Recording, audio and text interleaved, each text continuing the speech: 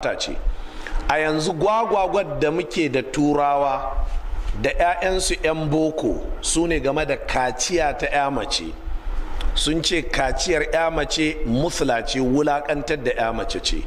Na'am, idan irin kaciyar da aka je aka gano wasu batattun mutane su ne a yankin kasashen Nijar a nan cikin Afirka ta yamma da wajajen ainihin Afirka ta kudu da kuma gabashin Afirka, da aka samu ainihin wato wasu suna girbe farjin 'ya mace, da kuma nan wajejen kasashen Benin da kasashen Delta, ba wannan ce kaciya irin kaciyar musulunci ba.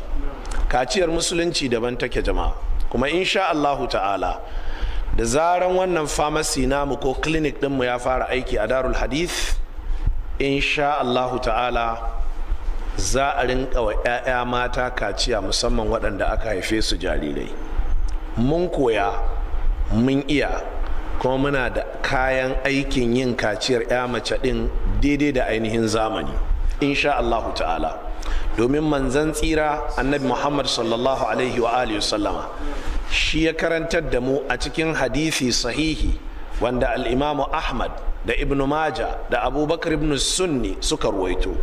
Annabi ya samu wata wanzamiya wadda aka yi haihuwa ita take yi, to da yake tana yin abinta tun kafin musulunci ya zo. Da musulunci ya zo sai annabi ya zaunar da ita, ya koya mata yadda ake yi, sannan kuma ya faɗa mata falala da fifikon da ke tsakanin 'ya macen da aka yi mata kaciya da wadda ba a yi mata kaciya ba. Abin da su suke zato shine irin wannan girbe farji da ake, ko kuma sai bayan yarinya ta gama digiri, wata ma sai ta yi NYSC, sannan a je a same ta a ɗora ta akan wani gwafa, kaga an kira wani boka ko ɗan tsubbu ya zo da wani lauje ya zabtaru wani nama guda a cikin farjinta. Wannan ba ita ce kaciyar musulunci ba. To kun ga matsalar da ya sa muke karatun nan na yau shine ƙoƙarin bambance abubuwan gargajiya daga abubuwan da suke na wahayi ne. Na wahayi sun sha bamban da na gargajiya, sun sha bamban da kuma wanda bature yake yi. Saboda haka mu a nan yanzu ba muna kare wata al'ada ba ne da wasu mutane suka gada, a'a muna kare abin da ya zo a cikin wahayi ne. Don haka kun ga kaciya tana daga cikin at-tibbun nabawi. Kaciya tana daga cikin at-tibbun nabawi. Shayar da nono ga ɗa jariri na daga cikin at-tibbun nabawi.